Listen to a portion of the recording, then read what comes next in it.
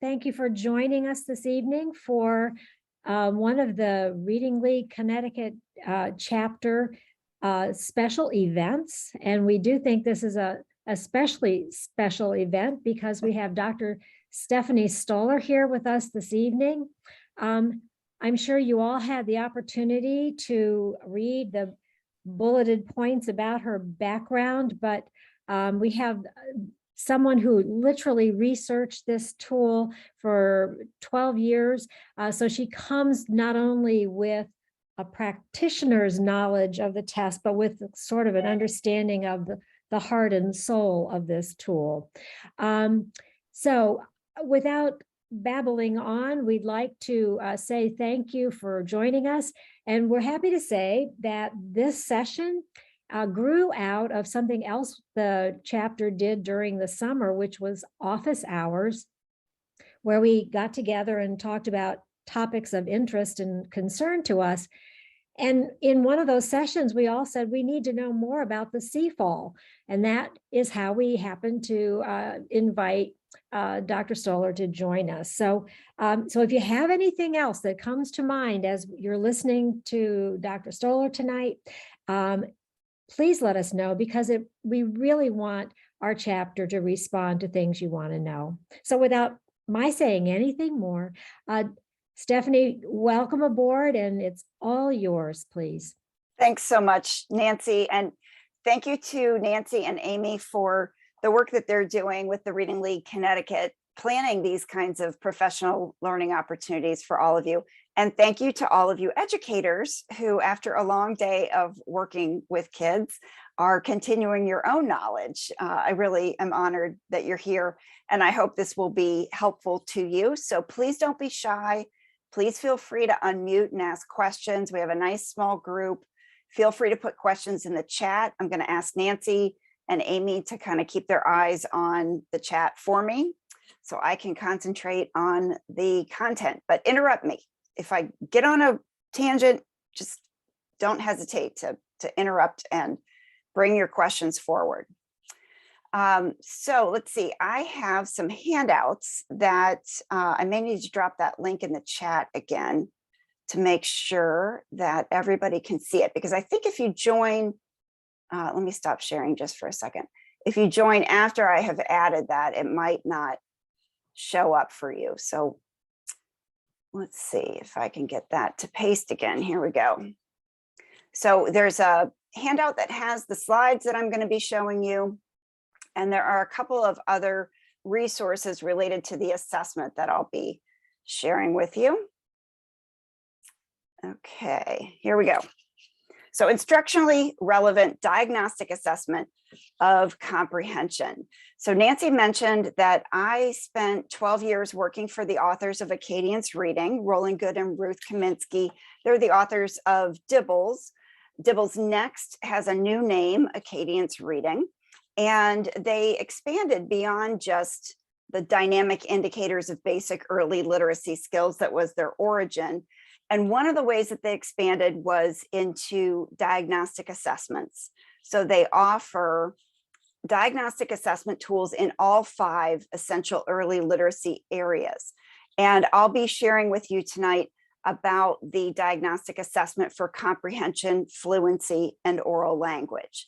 The phonemic awareness and word reading and decoding diagnostic from Acadience is a separate product from the one that I'm going to be sharing tonight, but I could answer questions if you have any about that one as well. So this is not a promotional session. I don't work for the company anymore, but I do see great value in having a tool like this to help educators guide and inform their instruction. And because I was part of the group that helped to conceptualize it and do research on it, I've given it to, oh gosh, several hundred students myself, have a lot of experience with it.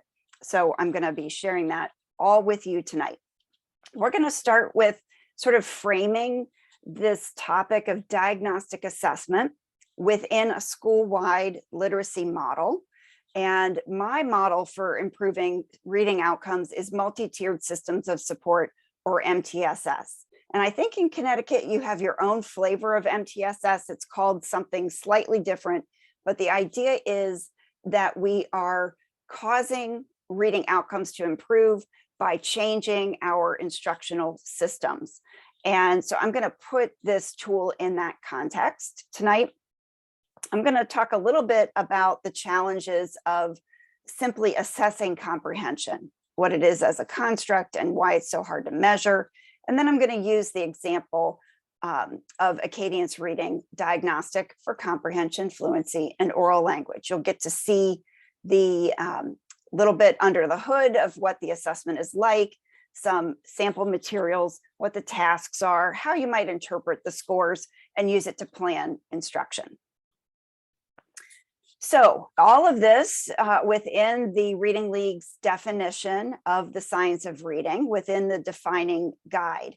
So you're all probably familiar with this definition. I don't need to spend a lot of time on it, but I always like to refer to it in case it's new to anybody, so that we're all talking from the same definition when we say the science of reading. And specifically tonight, we're talking about this this piece here about efficiently assessing, and then obviously the companion to assessment is teaching. And so that's the component we'll be focusing on tonight. I think all change is made much more possible and is facilitated by organizing your service delivery to students within the multi-tiered systems of support. This is the opportunity to get all students on track with their reading skills, to find out in a very targeted way what they need, and then provide those increasingly intensive supports for students as they need them. The real sort of backbone of MTSS that allows us to do planning is a system of assessments. To do MTSS, you have to have assessments for 4 purposes for each of the essential early literacy skills. So you have to have screening tools that are brief indicators of those essential literacy skills that predict important reading outcomes in the future. We usually talk about universal screening, which is all students 3 times a year, to find out which students and which instructional systems need support. We usually follow screening assessment with diagnostic assessment. This has a different purpose than screening.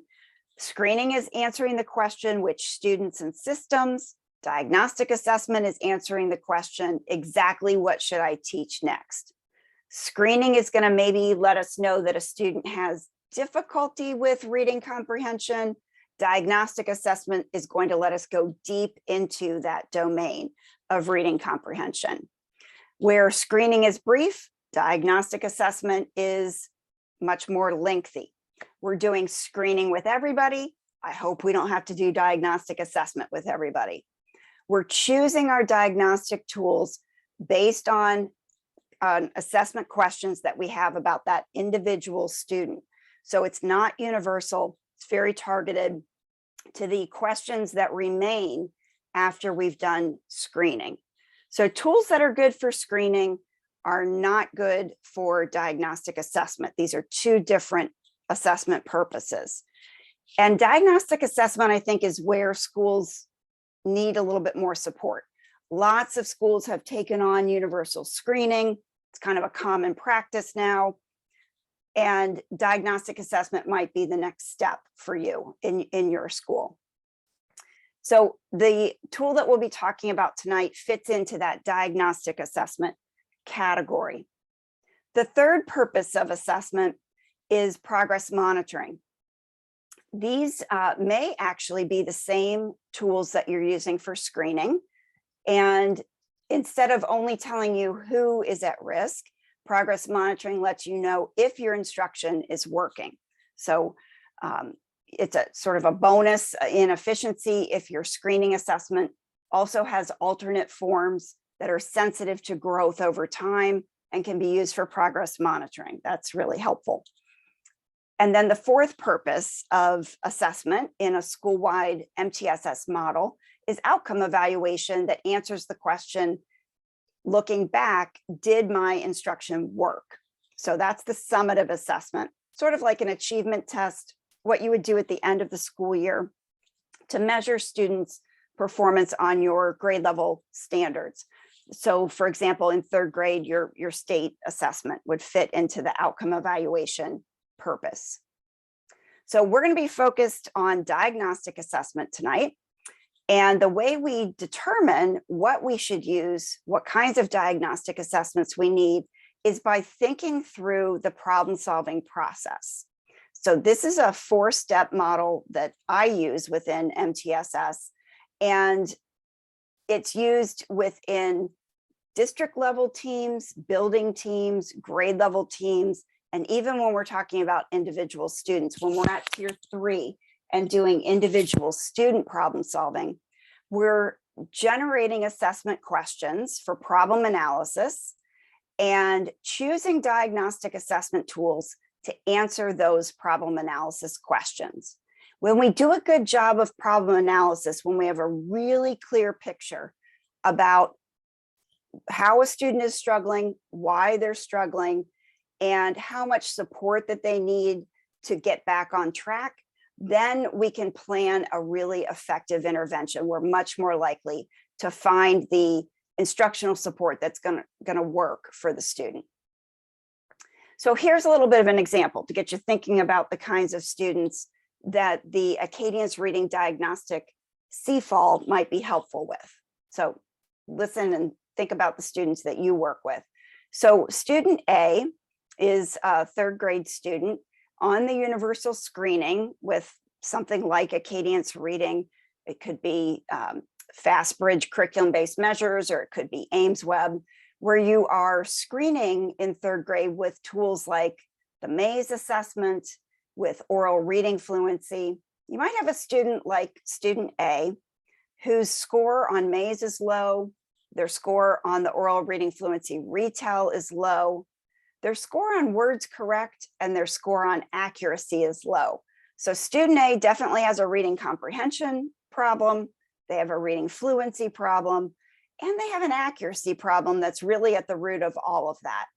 So in that kind of a scenario, we know we're going to need a diagnostic assessment to answer questions, problem analysis questions, about what are the specific difficulties with reading accuracy, with decoding, with phonics skills. So we would do a diagnostic decoding assessment in that case. And this is probably a familiar kind of scenario to you.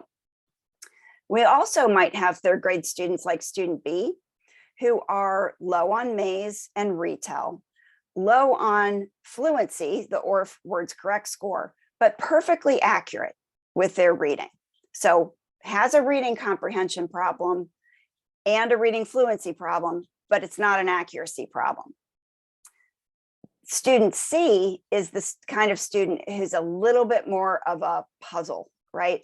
So student C is the student who's accurate and fluent, and we would expect that student to be understanding what they're reading. That's the case for most third grade students. But for something like 2 out of 10 third graders who are accurate and fluent, they're still not understanding what they're reading.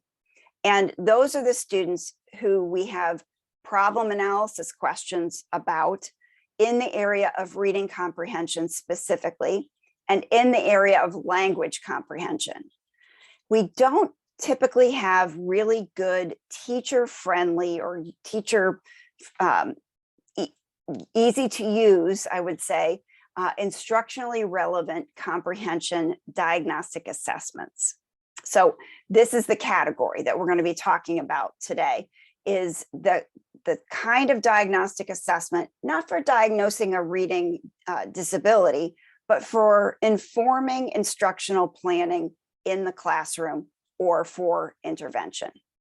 Asking the kinds of questions that you see listed here about the student's skill in the areas of morphology and syntax, listening comprehension, about the student's background knowledge, all of those components related to reading comprehension. This is difficult work, right? Because reading comprehension is one of the most complex human behaviors. There's not just one model of reading comprehension. There are many in the research literature, in education, and in cognitive science. And this domain of reading comprehension is so intertwined, it's really difficult to tease out these separate components because it involves so many different linguistic and cognitive processes. I like this quote from Kate Nation about what reading comprehension is and why it's a little bit elusive, because we're all skilled readers. To us, it's like, well, this just happens without our sort of awareness, but that really sort of masks the complexity in what it is that we're doing when we're able to understand text. And when something is complex, that means it's going to be hard to measure, right? Some of the comprehension assessments that we have don't really correlate to each other very well, which means they're measuring different things. So depending on which comprehension test you use, you're going to get a different picture of a student's comprehension skills. Those comprehension tests measure sometimes the same underlying skills in different ways. You're not necessarily going to get the same answer depending on which assessment that you use.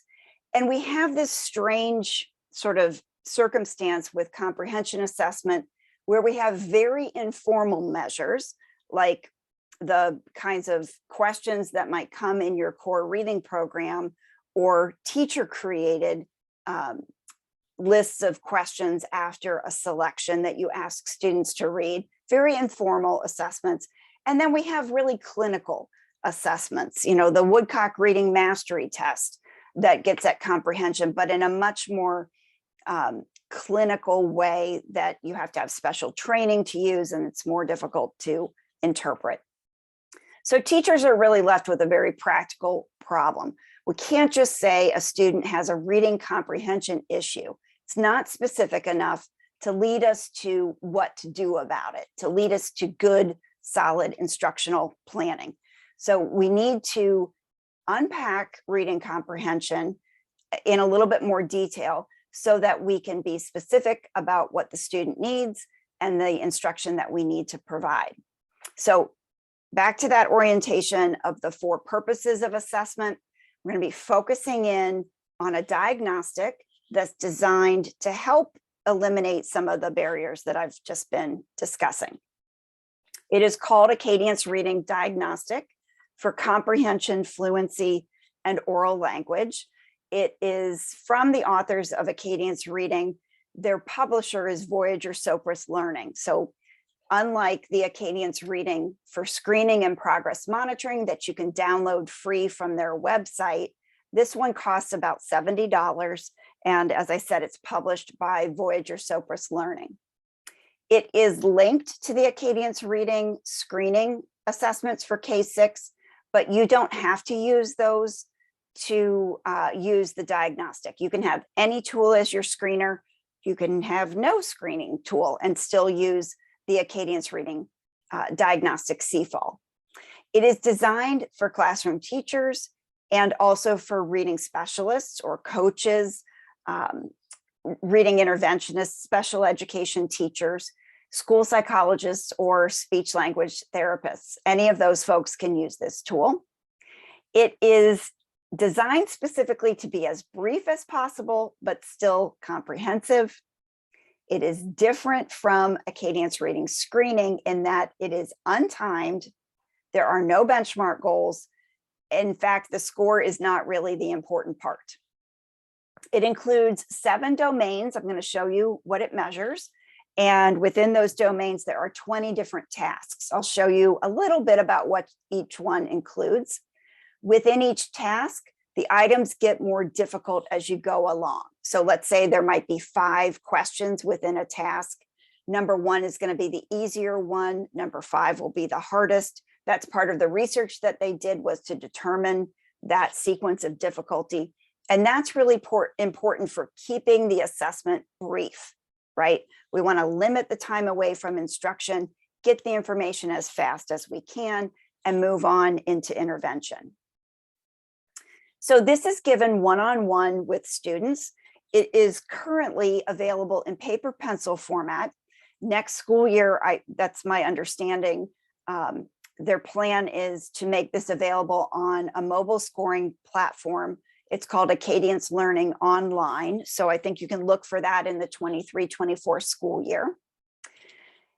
There are standardized directions within each of the tasks, but there is a lot of flexibility. So I would not think of this in the way that you think about a standardized screening assessment like Acadience Reading, where everything you say is scripted, including the prompts. That's not the case on CFOL. You can actually prompt any way you want to.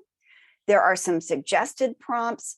You can even go as far as teaching the student what you want them to do and then asking them to try it again. You can reword the directions. You could say the directions in Spanish. You could use manipulatives from your classroom. You could break the task down into smaller bits and see if that helps the student perform it. You're trying to find out not just what can and can't the student do, but how much support does it take to get a right answer? Okay, so it's very unique and different in that way. There are discontinue rules that help keep the assessment time short. There is a checklist to help you make selections about which domains and tasks to measure. Nobody's going to get all 20 tasks. Nobody's going to be assessed in all 7 domains.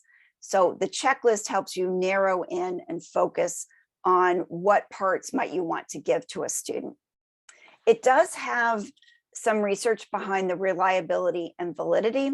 I'm happy to talk about that if you'd like. One of the most important pieces is they asked teachers if they found it useful, right? Did you find this tool easy to use? Did it help you plan instruction? I think that's one of the most helpful pieces of the research that they've done on it. Okay, so here are those 7 domains. You can see the kinds of things that are measured here. And I think it's interesting from the get-go to think about the fact that they gave lots of different tasks and items to students in the development of this tool, and they weeded out the ones that didn't really work very well. And this is what they ended up with. So tasks around story structure, listening comprehension and reading comprehension, syntax, morphology, and vocabulary, and then a little bit different way of measuring fluency than what you would see in screening. So I'd like to just walk you through and describe the tasks within each domain. And again, I'm going to invite you to jump in with questions. You can put those in the chat. You can unmute and jump in with a question. I'm going to give a brief overview of each of these tasks, but if you want to know more, just feel free to ask the question. So in the story coherence section, there are 2 tasks. A1 is called storytelling. And on this one, you show the student pictures like you can see here. And you're saying a little bit about those pictures, and then you ask the student to tell a story. And as they're telling a story, you're listening for certain things in the story. So certain aspects, you're listening and you're giving points for what they include in the story that they come up with. The second task within story coherence is a prediction task. So this one is called What Happens Next. And on this task, you are giving the student a title to the story. You're saying a little bit about this sequence of pictures, and then you point to that last picture and you ask the student to say what they think would happen next in the story. And you're rating them based on their response. So this one I think might be a 0, 2, or a 1 point response. And you're scoring based on the content of that response. There are 5 items, different pictures, and they do get more difficult as you go along. So this one involves inferencing as well as prediction. So if the what happens next involves a reasonable prediction and inference, it's going to earn more points. There are several tasks within the listening comprehension section. I think this is a really good area to start when you're investigating reading comprehension. I've often told teachers that, or I've asked this as a question when teachers have come to me with students struggling with reading comprehension. I've asked, well, if you read the story to them, how would they do in answering questions? And so you're probably familiar with doing that informally. This gives you a little bit more formal way to measure listening comprehension. And this is done in a couple of ways through retell. So there is an opportunity for students to listen to a short paragraph and to listen to a longer selection, a passage. And then once they listen to you read that selection, they are to tell you about what they heard. And there are passages that are narrative and passages that are expository. And you're reading both types of selections to the student and asking them to do a retell. And that can give you some really interesting information because sometimes they perform very differently on the narrative versus the expository passages. And as they're giving you a retell, you're listening for the things that you see listed here. So a maximum of 5 points for each retell. On the narrative passages, you're listening for things like, does the retell have a beginning, middle, and end? Does it note the character, the setting, the problem and solution? And do they give you that information in the correct sequence that matches the story? The expository rubric or items that you're rating the retell on is a little bit different. There you are listening for the retell to include the topic, some facts and details, and for it to capture the main idea. The second component within listening comprehension is a question and answer task. So again, you're reading a short selection to the student, and then you're asking these passage specific questions. So they're very particular to the actual story that you read to the students. And you can see that some stories have just a few questions, some have quite a bit more. And there are also alternate stories that are available because you ask a question about whether or not the student has ever heard of the topic that the story was about. This can be helpful for sort of tapping into background knowledge. Does the student know anything about how to take care of old cars or whatever the topic of the passage was? And if they don't have any background knowledge in the topic, you can use one of the alternate stories instead. So a little bit of way of teasing out the student's background knowledge and how that is perhaps impacting their reading comprehension. So there are 4 different tasks in the reading comprehension section, which is section C. Now the student is reading either a passage or just a paragraph and you're asking them to do a retell. So this is different from the retell that's part of oral reading fluency with Acadience reading screening. On that one, they only read the passage for a minute and then they do a retell. And that retell is scored based on the number of words in their response that are about what they read from the story, so that it works for screening and for progress monitoring. This retell is with a longer selection. It's not timed, and the student is they are reading on this one a paragraph like the one you see on the screen, or they're reading a multi-paragraph passage, and then they are doing a retell. And the scoring looks just like what you saw for the listening comprehension, where there's 5 possible points on the narrative selections, things like character and setting and so forth, problem and solution, and then those 5 possible points for the expository passages. So same exact scoring process for the listening comprehension and the reading comprehension. The other 2 tasks within the reading comprehension section are homophones and homographs. So on the first task, you are having the student look at a sentence with a missing word, and they need to point to the version of the word that would fit best in the sentence. So for example, this one might say, she read the book, and on top of that sentence, RED is printed as well as READ, and the student would need to point to READ to be correct on that. So they have to choose the right version of the word that fits in that sentence. The other task here is to read sentences and to use the correct pronunciation based on understanding and monitoring as you're reading. So you might be reading this from my screen. Example would be, the live snake will live in my yard. I like to read. I read a book last night. You have to be sort of paying attention as you're reading to be able to produce the correct form of the word. The next section is section D, with a couple of tasks around syntax and grammar.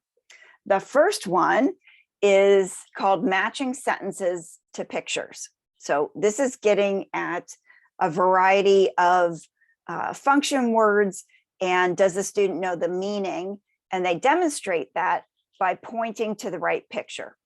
So in this example, the student would have these pictures, a page with these 4 pictures in front of them, and you would read the sentence to them. So you would say, there are many cats. And the student would have to point to the picture that represents the meaning of what you said. So they would point to this one. And again, it gets harder as you go on in the items. If they get a certain number wrong, you discontinue, go on to the next task. Section D2 and 3 within the syntax and grammar area are plurals and past tense. And these assessments look very similar to each other, where there is a word, a target word, and then a sentence. And you are reading that sentence to the student, but they have to fill in the correct form of that target word. So there's a sample item here that you can see on the screen. There are samples and models for most of these tasks. This one goes like this. You would say, eat. Today I will eat.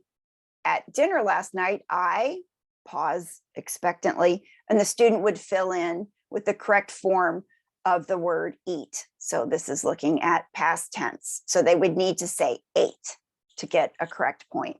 And again, it gets more difficult as you go along.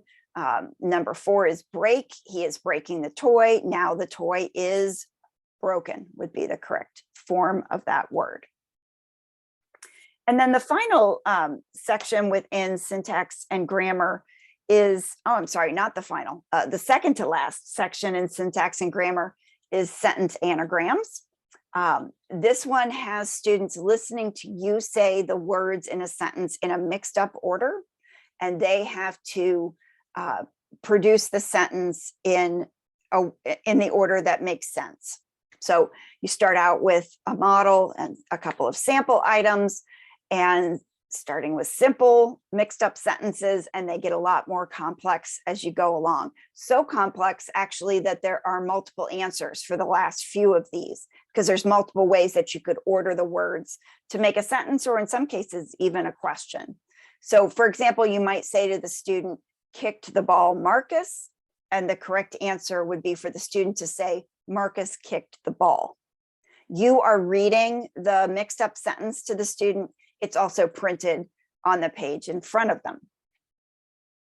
The last way that you're measuring syntax and grammar is with sentence repetition.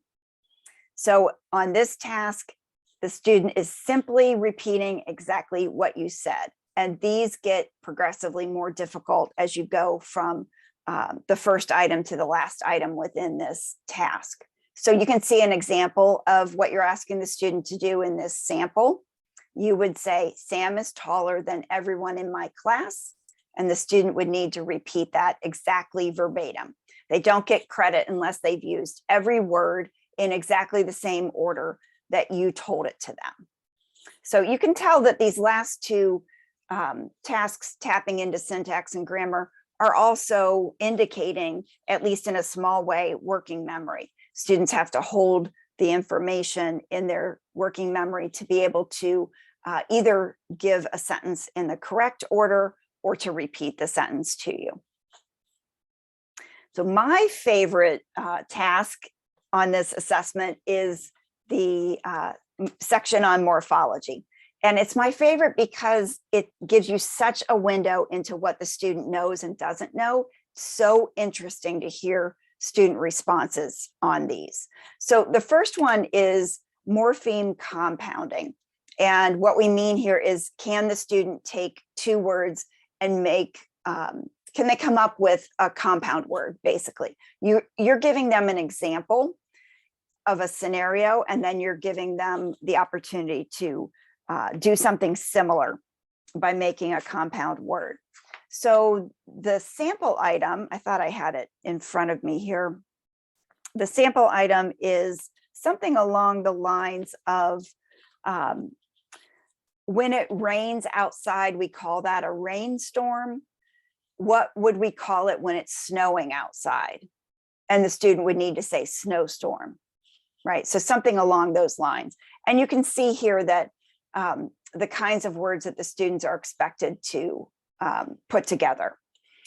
You can also see how important it is to write down when the student is incorrect, what they said as their incorrect response. Again, this is a way we differentiate diagnostic assessment from screening assessment. We don't do that so much on screening. We're just interested in correct and incorrect.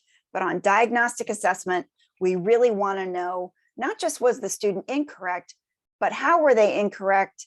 And if you did that prompting and teaching, what did it take for them to produce a correct response? That's that flexibility that's built into this tool.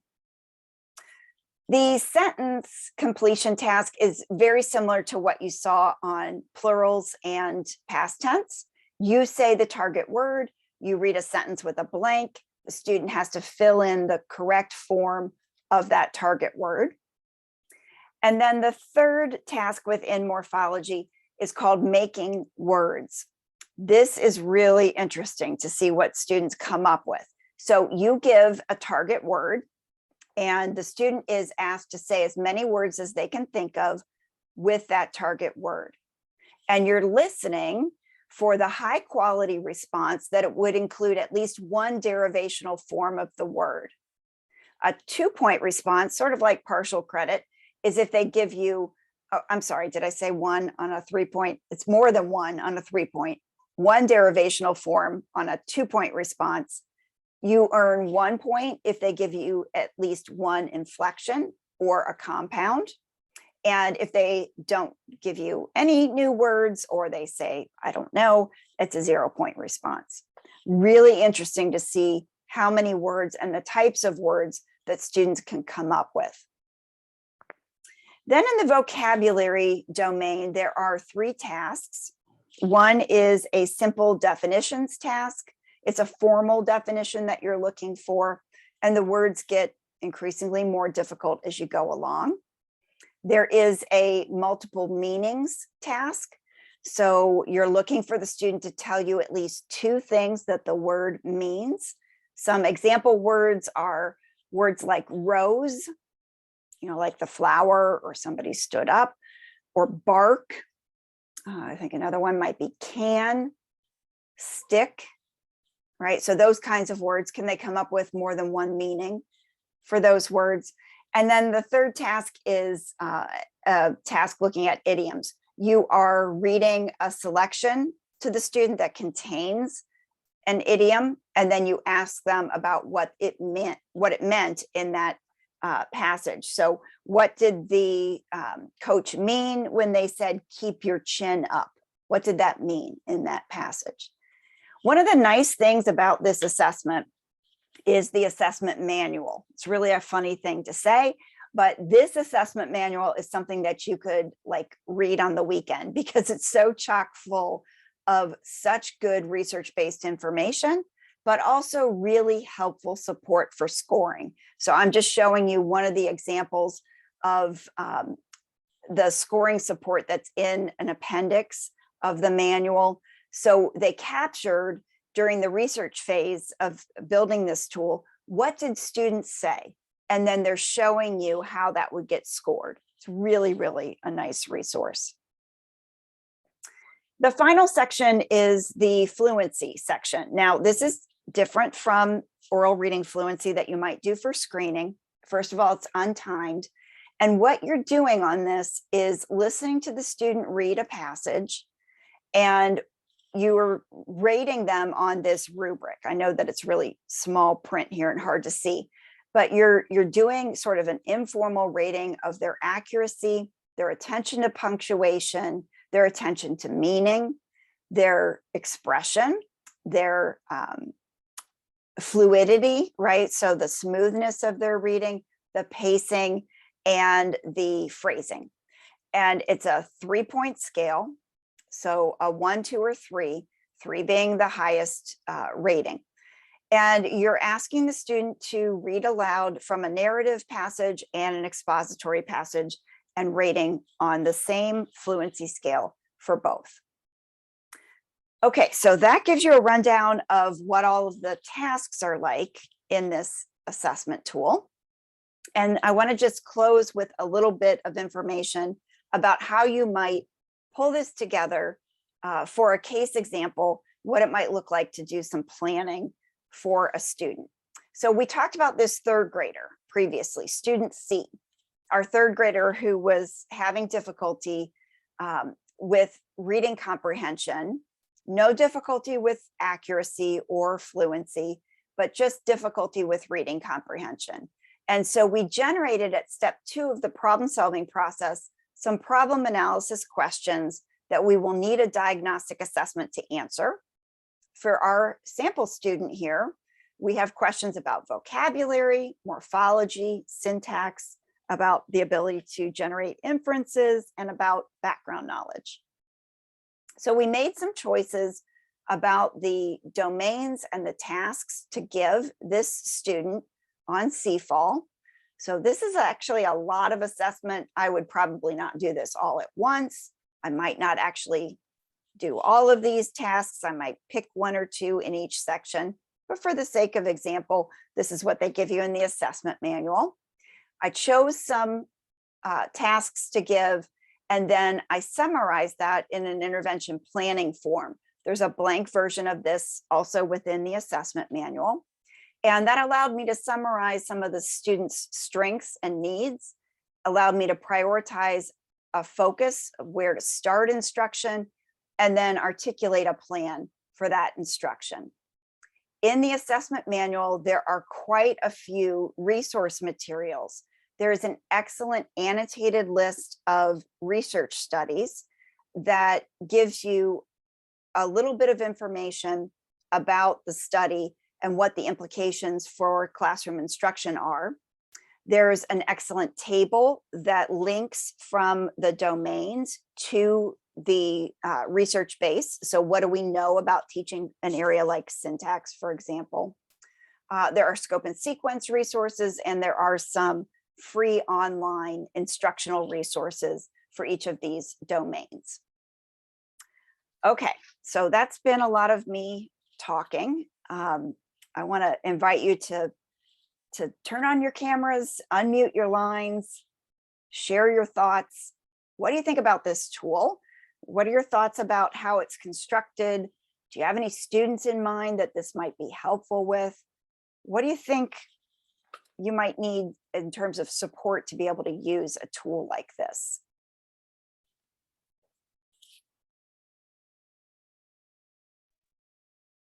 So any thoughts about what you saw here?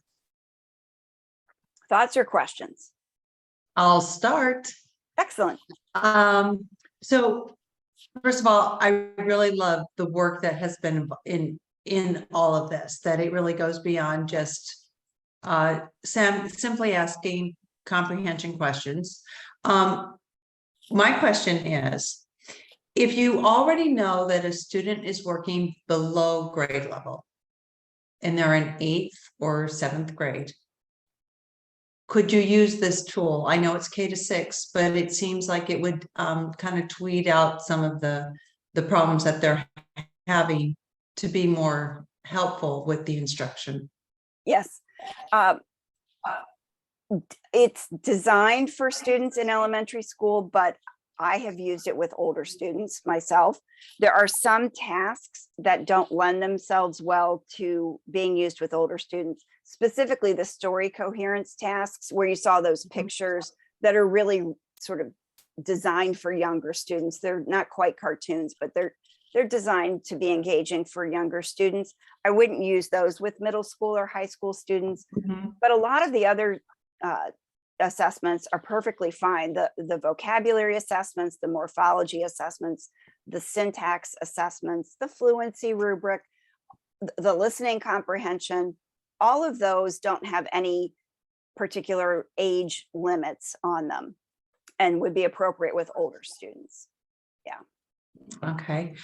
We have a question in the chat box. Would you still want additional speech language pathologist testing to dive deeper if you feel there are underlying oral language needs? So that's a great question. Yes, perhaps, right? So if we think about that MTSS model, one of the things that's so powerful about that is that we can direct instructional supports to students very quickly and very early on. We don't need to wait for referrals to specialists. We don't need to wait for eligibility for special education to be determined, an IEP and so forth. We can start providing instructional supports to students in tier 1 or tier 2 or both right away. And so this is a tool that's designed to bring instruction and intervention to students quickly. So for classroom teachers to be able to bring that support. So I think if maybe 2 scenarios are coming to mind. If you find that there are lots of domains where a student is struggling in terms of language comprehension, that might be a reason to involve your speech language pathologist. Or if you have been providing some of those instructional supports to a student within your classroom based on the CFOL data, and you see the student really isn't improving, you're not noticing that there's been improvement, even though you've been working on increasing their knowledge of vocabulary or whatever it might be, that might be a reason to involve a speech language pathologist. So I think within MTSS, it's that idea of using the least intensive resource to get the maximum benefit for the student as soon as possible without having to wait to fail, right? So within that framework, that's kind of the way I would think about acting immediately, directing intervention and instruction to a student right away, and then gauging the need to involve other specialists based on either the sort of number of difficulties that the student is having or it being prolonged difficulty over time. Stephanie, just following along that, and then we have another question in the chat. If there are multiple areas in the diagnostic assessment that show weakness or issues, does the test or the manual that goes with it provide some roadmap for the order in which you might work on the various areas? Because probably we don't do everything all at once, or is there guidance on that? You know, that's one of the only things that there isn't guidance on. Oh. The manual is so, don't let that diminish the value of the manual because No, it's not at so all. good. It sounds fabulous to me. That's why I asked. But yeah, so that's the $1 million question, I think. So Nancy Hennessy and I have been puzzling on that, sequence question for a long time, and we haven't really gotten anywhere. I think that's really difficult to know what's the order What's to the tackle hierarchy? these things. Right, the And they're not, dependent order, what's that? the dependent order, if there is Yeah. such a thing, right? Well, Yeah, let's go to the question in the chat. I think we should do that. Amy, Ravo, were you going to oh, go add to ahead. that though? Yep. I was just gonna say that Ashley, the one who posed the question in the first place, was wondering if you didn't know what order to go in. Is that where your speech and language pathologist would jump in and help you with that Yeah, support? that's a a great great suggestion. I think there's just not good guidance in the research. Like, what's the order of the prefixes and suffixes that we should teach? I don't know. What words should all kindergartners know the meaning of? There's no definitive answers about some of these things. So it makes it difficult to do that sequencing. Right. So the next question in the chat, Ravo is mentioned in the case study. Are there other instructional programs that align well with the assessment so that these assessment results can drive instruction? Yeah, there are some, again, in the assessment manual, because some of those instructional programs have come from lines of research, like Marianne Wolf's research, producing Ravo as an example, language exclamation point, which Nancy was part of developing. So there are some suggestions, some references to those kinds of tools. I included a list of resources, so things that I think are particularly useful and helpful in either helping teachers build background knowledge or having tools to turn to. Questioning the Author from Margaret McCowan and Isabel Beck, for example. Nancy's PD series from Literacy How is really excellent. Some of the online resources that you can access, blogs and websites and so forth, a couple of books that might be useful. The 6-Minute Solution for building fluency, Read Naturally, and Quick Reads. Those are all fluency building programs that have some good evidence behind them. So those were some that I included in the reference list that's in your handout. There are some others in the manual. Right. And I will also say that this is where I find teachers need support. So this is a tool that teachers can read the manual, learn how to give it very, appropriately, summarize the results. But this is not an area that these are not areas that we have adequately prepared most teachers in. I think, like I don't feel particularly knowledgeable about syntax and morphology and listening comprehension versus reading comprehension. Those are all areas, of learning and growth for me. And I think it's not common for teachers to feel well prepared in those areas. Like, what are they even? What are the skills? And then how should I be teaching? We don't give teachers really good programs. They're in the core program. These are areas where the materials often fall short. So I think if you are a coach, if you're an SLP, if you're somebody who's supporting teachers, I think these language comprehension and reading comprehension domains of the simple view are areas where we need to do a much better job supporting teachers. I also would add to the resources, Stephanie, since you mentioned, or someone mentioned Ravo, is in not the one that's coming out, but the last issue of the Reading League Journal. Yeah. The article on The More You Know About Words really does a wonderful job about showing how to deal with all of the layers of language around a given word. Mhm. And as opposed to thinking in sort of silo ways of working, is to think about how all those layers need to be developed simultaneously or concurrently, I should say, Yeah. instructionally. So that would be another, I think, a helpful framework to work from. Yeah, I agree. added the link back in here for you folks. Excellent.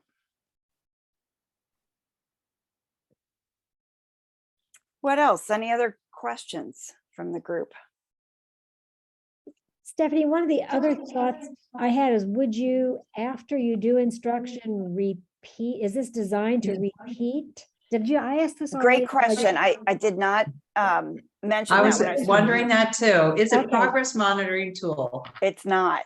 It's And it specifically says in the manual, don't try to use this for progress monitoring.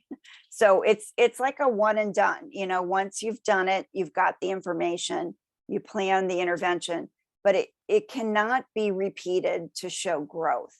It doesn't have the technical properties. It's not designed to be sensitive to learning over time. So, I mean, you could spend your time repeating it, but it's not going to show growth. change. But is it would each of the various parts of CFOL link to another tool that could be used for that growth or change function? Yeah, so some of the components of this diagnostic can be linked to, for example, oral reading fluency. So in the scenarios that I gave you, obviously, like student B, students who need support around fluency, oral reading fluency, words correct will be an excellent progress monitoring tool. The words correct and the retell component of ORF will help measure reading comprehension over time.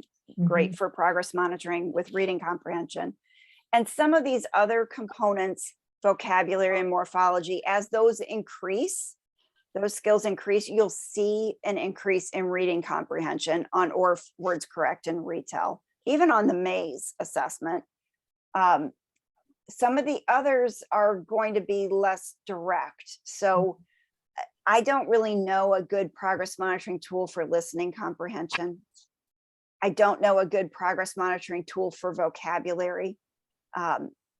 One of the authors of this tool, Ruth Kaminsky, has been working for 30 years to come up with a good progress monitoring tool for vocabulary, and not for lack of trying. You know, she's still working on it. They actually have an active research study right now if people wanted to be involved. There's just not a good progress monitoring tool in that area. So I know other people are working in this area. There's an assessment called Cubed that is attempting to find ways to do screening and progress monitoring in the language comprehension domain. I don't know if I know of any others, but that's what I know. So this is, you know, the final frontier, right? This is the cutting edge of where we need more research and development. Well, I think so many readers come with so much varied background knowledge that it's hard to assess what they know and what they don't know. And so this is very helpful, though. Thank you so much. You are so welcome. Let me stop sharing here. And yeah, I appreciate the opportunity. I appreciate all of you being here, like I said, at the end of a long work day, and being interested in learning about this assessment. I hope you're interested enough to check it out, give it a try with some of your students. I hope it'll be supportive for the work that you're doing and helpful to get your students back on track. Any more questions? Do you know how this compares to TILS? Well, what I know about TILS is that, first of all, it's about 6 times as expensive as this is. This is about $70. Okay. TILS is much more diagnostic in a clinical way. Like it's much more about the diagnosis of a disability, right? It's much more clinical. You would need to have specialized training to use it. It's not linked to instruction. It's not designed for that purpose of helping classroom teachers, reading specialists, special educators know what to teach next. So those would be, you know, from my limited knowledge of that assessment, some of the differences, I think. And Ashley, is your question who would be able to administer it, meaning TILS or the circadian CFOL? TILS, okay. Yeah, usually speech language pathologists give SLP, right. TILS. Okay. Yeah. Yep. Okay. Thank you, Jean. Can I ask one quick question? I do have a question. Yeah, of course. Go ahead. Just in terms of the story retell and thinking about that realm of oral language, I don't know how, so I looked at what you had posted for getting points with beginning, middle, and end. Would you want to do a deeper dive with macro and microstructure? Would this kind of be an assessment tool that might lead you into a deeper analysis in those areas? Or do you feel like it gives an okay screening that you wouldn't need to do that? Well, it depends. I mean, you certainly may find some areas of difficulty that you want to go deeper into, that you want to get more information. The whole idea is, what do I teach next? Right? Mhm. Like, where do I go for instruction? So if you've answered that question, you probably don't need any more assessment. But if you still are wondering, I'm not sure exactly what to try next with this student, where to focus my instruction and intervention. So that's how I would approach it. Okay, great. Sometimes people are, well, I think we've conditioned people in many ways to be very focused on a formal diagnosis or a special education label being sort of an entry point to some kind of service. And again, in an MTSS model, we don't have to be bound by Right. that, right? Right. We can provide even intensive instructional supports and intervention without a label. So I think that frees us up to sort of take off some of that baggage that we've had in the past and to really focus on, what do I need to know to plan instruction? Great, thank you. This was wonderful. Thank you so much. Oh, thank you for being here. Yes, thank you so much, Stephanie. And before we go, I do want to encourage those of you who are still with us, if there are other topics, either expanding on what Stephanie did tonight or other areas, please drop it in the chat before you go, because Amy and I are eager to bring other topics to our Connecticut Reading League chapter and meet your needs and information that would be helpful to you. So please let us know what we can do. Stephanie, we can't thank you enough for sharing your knowledge and your time. We had a long day. I know you did too. Thank you very much. Anyone else want to add anything before we say goodnight? Stephanie, thank you. I can't thank you enough. Nancy said it all. You gave us credit for coming after our long days, and yet here you are too. So thank Well, you so much. It's been a pleasure. I appreciate the invitation. Well, we hope to have you back. I would be happy to come back. Yeah, we'll see what other topics come up in the request list. We will. Okay. We will. All right. Take care. Bye-bye. Okay.